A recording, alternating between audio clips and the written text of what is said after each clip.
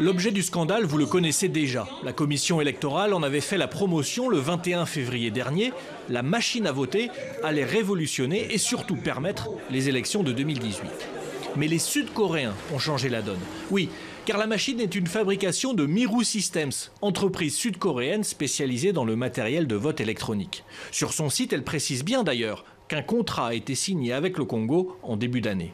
Or, les journalistes de Jeune Afrique montrent une certaine proximité entre membres de la CENI et l'entreprise Miru Systems. La diplomatie sud-coréenne réagit dans un communiqué. Elle redoute, entre les lignes, d'être associée à des fraudes massives.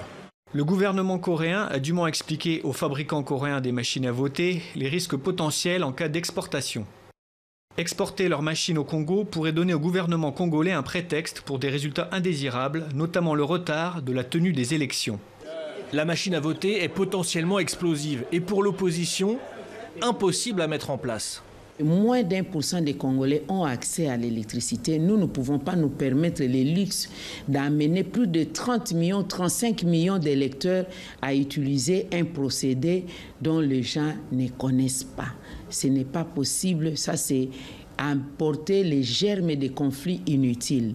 La CENI, elle, se défend et se montre ce mardi très sûre d'elle. La CENI seule est compétente, n'est-ce pas, de dire voilà comment nous allons voter cette année. En passant, n'est-ce pas, les marchés pour l'acquisition des matériels, il n'y a que la CENI qui a ce pouvoir-là. Et non un autre État étranger qui peut dicter, n'est-ce pas, sa loi, la Commission électorale nationale indépendante.